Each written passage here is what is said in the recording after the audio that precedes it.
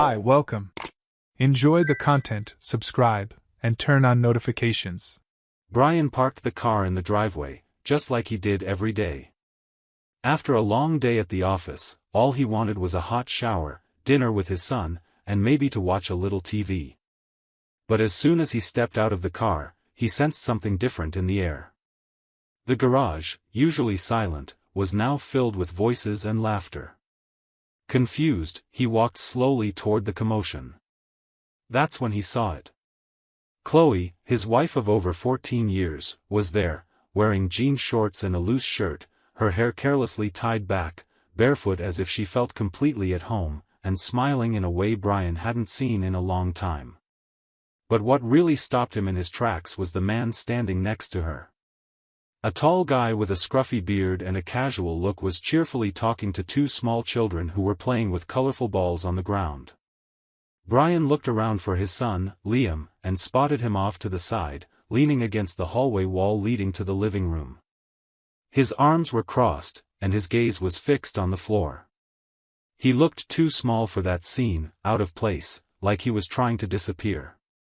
Chloe was the first to speak. No beating around the bush, no sign of hesitation or shame, she let out the sentence that made Brian's heart race. "Brian, this is Derek. He and his kids are going to stay with us for a while. I want you to pack your things. Our marriage is over." It was like the world stopped for a few seconds. Brian blinked several times, trying to process it. Derek didn't even bother to step back or look surprised. On the contrary, he put his hand on one child's shoulder, adjusted the other's backpack, and watched, as if it were all perfectly normal. Brian took a deep breath and stepped forward, without yelling, without making a scene. He looked at Chloe with an expression that was part shock, part indignation. "What do you mean, Chloe?" he asked, his voice firm but contained. "You brought a stranger into the house, with kids, and you want me to just accept that?" Chloe crossed her arms, as if it were an ordinary conversation, and answered coolly, "I deserve to be happy, Brian. And with you, that hasn't happened for years. I'm not going to pretend anymore." Before Brian could form a response, Liam stepped forward. His eyes were red, his voice choked with emotion. "You want me to see this man as a dad and have his kids call you mom, like we're some new family and I'm just an annoyance from the past." Chloe turned to her son with a hard, impatient look and spat out the words like they were something bitter. "You've always been a burden, Liam. You never helped me with anything, you always made everything harder." Brian reacted immediately. He took a step between Chloe and Liam, shielding the boy with his body. He looked his wife in the eye and spoke in a sharp voice, "You might be done with me, Chloe. But this boy right here has every right to know the truth. And he has the right to be respected." For a moment, silence fell over the garage. Derek's kids stopped playing and looked at the adults, sensing that something was wrong. Derek himself seemed detached, as if the whole scene didn't involve him. He just watched, hands in his pockets, looking like he was waiting for it to be over. Chloe, still unyielding, shook her head as if she were disappointed. "You always make everything so dramatic, Brian. That's why things ended up the way they did." Brian looked at Liam, who was huddled behind him, visibly hurt by his mother's words. This wasn't just the end of a marriage. It was the collapse of an entire family structure. It was the demolition of a boy's sense of security, who, in just a few minutes, saw his home invaded by strangers, his mother distance herself from him emotionally, and his father trying to hold the pieces together. Nothing about that moment felt real. But it was. And right then and there, Brian realized he couldn't allow that scene to define his son's future. Something inside him changed, something he couldn't name yet, but that would eventually become his greatest strength. Brian stayed quiet for a few seconds, feeling his heart pounding in his chest as if it were trying to break through his ribs. The sight of Chloe next to Derek, smiling as though any of this was remotely okay, was almost unbearable. Liam remained behind him, tears in his eyes and breathing heavily. The smell of the kids' school backpacks mixed with the cold sweat running down Brian's neck. He took 2 steps forward, drew a deep breath, and spoke firmly, "You're all leaving my house. Right now." Chloe raised an eyebrow, surprised by his tone. "Your house?" she shot back, as if it were a joke. "This house is ours, Brian. I have as much right to it as you do." Derek, who had stayed quiet until then, decided to butt in. "Hey, man, I think you're just stressed. If you want, we can take a drive and come back later, when you've calmed down." Brian turned toward him with a firm, cold stare that would make anyone think twice before continuing. "I didn't ask for your opinion. You all barged into my home like it's a hotel. You brought your kids into my garage, into my life, acting like I'm the intruder here. But let me explain something, I own this place. Nobody sleeps here without my permission. Now gather your things and leave. Before I have to do something more serious." Chloe crossed her arms, shoved one of the backpacks with her foot, and spoke with disdain, "I'm not leaving. And you can't just kick me out like this. I'm not a guest, Brian. I'm the mother of your child, I'm your wife, and this house is in both of our names. I'm going to live here with Derek. He stays. They stay. And you'd better get used to it." Liam shrank behind his father even more. Brian could feel his blood boiling, but he kept his composure. This was not the time to lose his cool. He was dealing with someone who had already crossed every line. He pulled his phone from his pocket and, without saying a word, dialed the police. While he waited, Chloe started laughing. "You're calling the cops? Seriously? You're calling the police on your child's mother? This is pathetic, Brian." He ignored her. When the call went through, he spoke clearly and confidently, "Good evening. I need a patrol car at my residence. My wife brought a strange man and his kids into my house and is refusing to leave." Yes, I'll wait." Chloe immediately stopped laughing. "You're really doing this?" Derek, now uncomfortable, quickly started gathering the backpacks. "Chloe, come on, this is going too far. We'll talk later." She hesitated, looked at Brian angrily, then at Liam, who couldn't bring himself to look at her. She felt the weight of her son's contempt. Finally, she walked over to Derek's car, but before getting in, she turned back and hurled one last, venomous line, "You think you've won, Brian? This house is still mine. And you can mark my words, I'm going to live here with Derek. This is just the beginning." The car door slammed shut. Derek started the car, and it disappeared down the street. Brian stood there for a moment, still holding his phone, his eyes fixed on the spot where the car vanished. Liam leaned his head against his father's arm, quiet. A few minutes later, the patrol car arrived. 2 officers stepped out calmly. Brian approached them, already more composed. "Good evening, officers. There was a difficult situation here, but it's been resolved." She left with the man. There was no violence. Just a mess. "I'm sorry to have bothered you, but I had to make sure my son was safe." They listened carefully. One of them asked if he wanted to file a report. Brian thanked them and said that, for now, it wasn't necessary. "Keep an eye out, sir," one officer said. "If she comes back and makes threats, you can request a protective order. We'll be around." He thanked them again, shook their hands, and walked them to the exit. The patrol car drove off slowly, and the silence took over the house once more. Brian took a deep breath. That battle was far from over, but at that moment, he knew he had done what needed to be done. The next morning, Brian woke up with a heavy head and dry eyes from thinking so much during the night. Liam was still asleep in the next room, curled up under the blankets, trying to hide from the world in the only way he knew. Brian went to the kitchen, made coffee absent-mindedly, and stood there for a long time, staring at the cup as if the answer might be in it. The silence of that house, which had so recently echoed with strange voices and forced laughter, now felt like a sanctuary.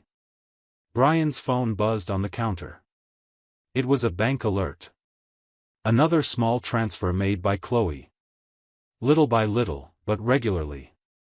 And that made something click. Brian dug deeper.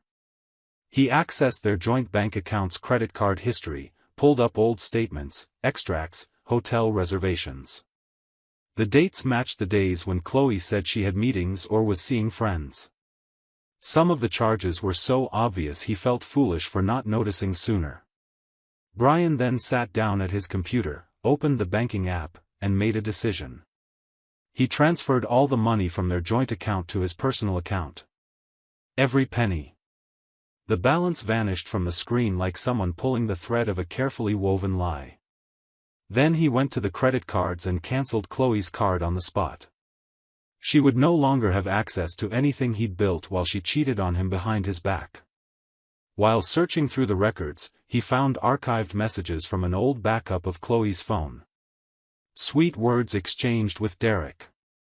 Declarations, intimate videos, conversations about a new life, and even mentions of trips they took while Brian thought she was visiting relatives. This wasn't just emotional betrayal. It was a carefully planned scheme conducted in secret while he paid the bills and took care of Liam. With everything gathered, Brian organized a digital folder and a physical one. He separated screenshots, bank statements, conversations, even messages Chloe had sent to friends mocking his gullibility. Each piece of evidence felt like a stab in the heart but also another brick in building his decision. He wasn't driven by revenge but by the instinct that had been growing inside him ever since Chloe walked into that garage with Derek, to protect Liam.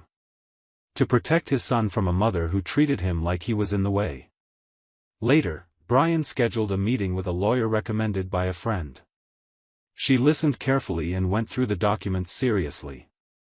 After a few minutes, she looked up and said what he already expected to hear: "You have everything you need to ask for full custody. And based on these messages, we can also request supervised contact between her and Liam. This kind of emotional stress can really hurt your son." Back at home, Brian made dinner. Liam came into the kitchen, pulling out a chair slowly. The boy's face was still somber, but there was something in his eyes looking for a way back. They ate in silence for a few minutes until Liam, in a low voice, asked, "Do you think she hates me?" Brian stopped chewing. His stomach turned, but he stayed calm. "I think she's lost. And when people lose their way, they hurt whoever's close to them. But that has nothing to do with you, son." Liam stared at his plate. His eyes began to fill with tears, but he held them back. "I just wish I understood why she doesn't want me around." Brian took a deep breath and got up. He sat next to his son and placed a hand on his shoulder. "She's confused, but I'm here. And I'll keep being here, every day. Even if she chose something else, I choose you." Days went by, and the legal process began. Chloe was served the papers in surprise. She sent furious messages to Brian, accusing him of pushing her away from her son out of spite. She called him bitter, controlling, saying he never accepted the breakup. But her words no longer had the same effect on him. He wasn't the insecure man he was weeks before. She had crossed a line. Still, Chloe tried to twist the narrative.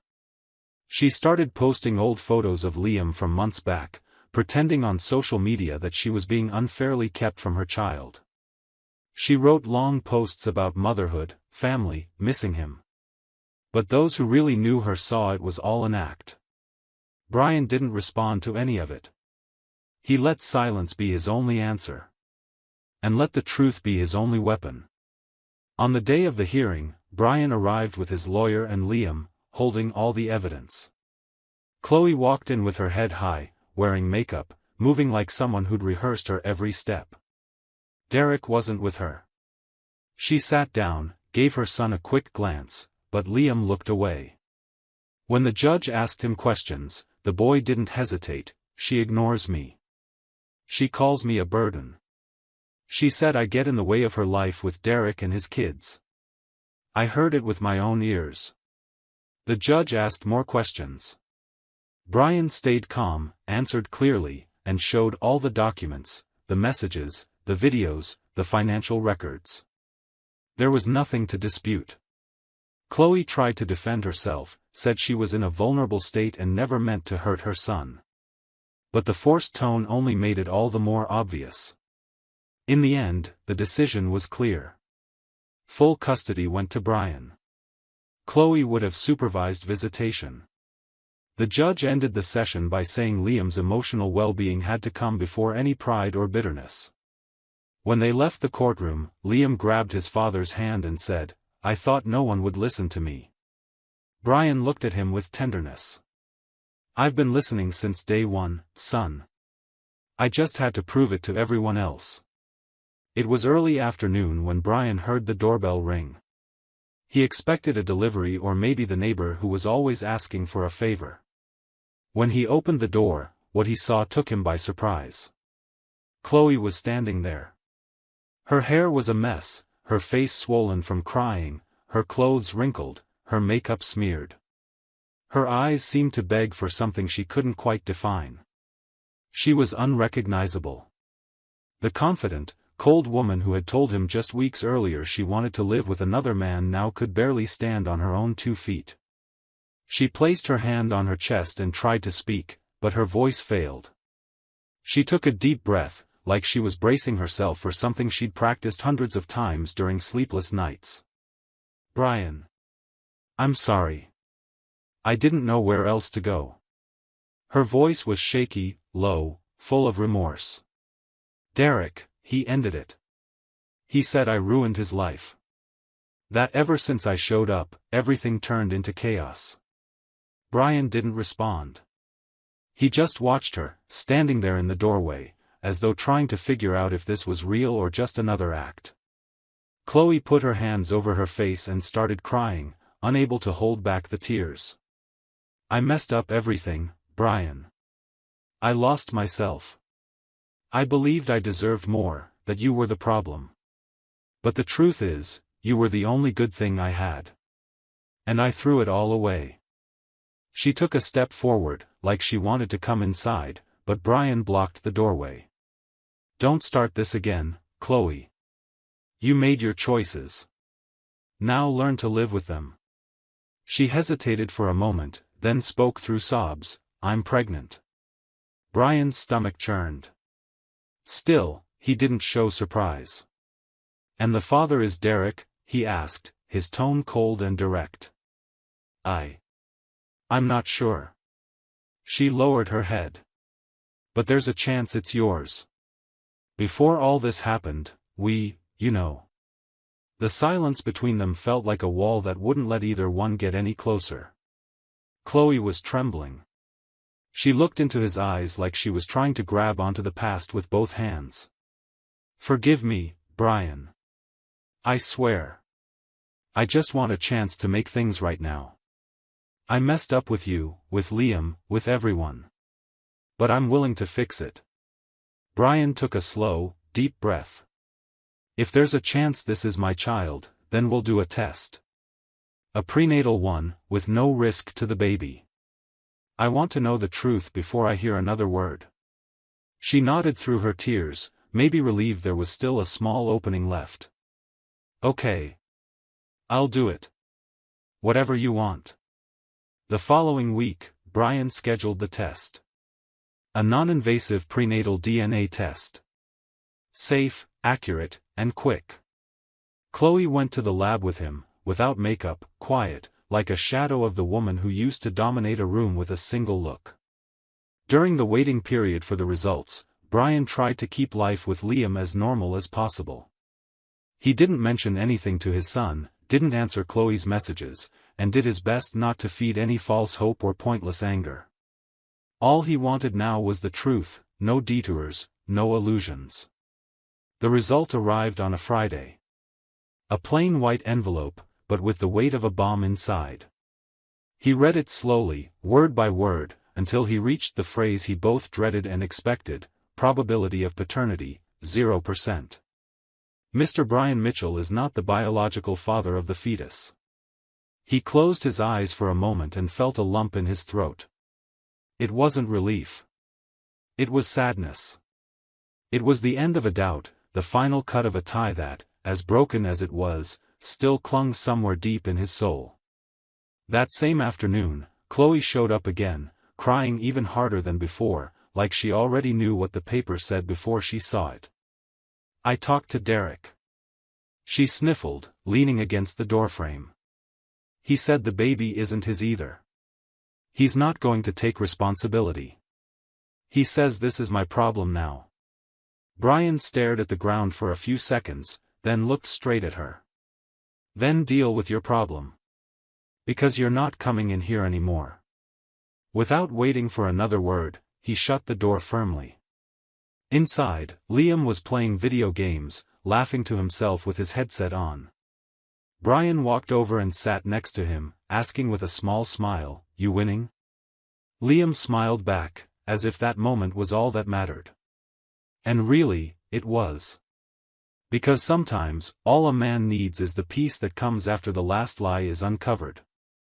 Free from the wounds of the past, Brian decided it wasn't worth holding onto a house where love had been buried. He sold everything. Each room in that old place held a painful echo, the shouting, the lies, the lonely nights spent trying to figure out where things had fallen apart. Moving wasn't just about location, it was about severing all ties with the pain. In a quiet neighborhood, with simple streets and neighbors who knew how to say good morning, he and Liam started fresh. No frills, no noise, just the willingness to build a life that was light and genuine. Liam blossomed like never before. The boy, who once carried the weight of rejection in his eyes, found the spark of childhood again. At school, his teachers quickly noticed the change. He was more engaged, creative, curious. But it was a simple essay that really shook Brian's heart. It read, "The hero in my life doesn't fly. He cooks, listens, protects, and calls me son."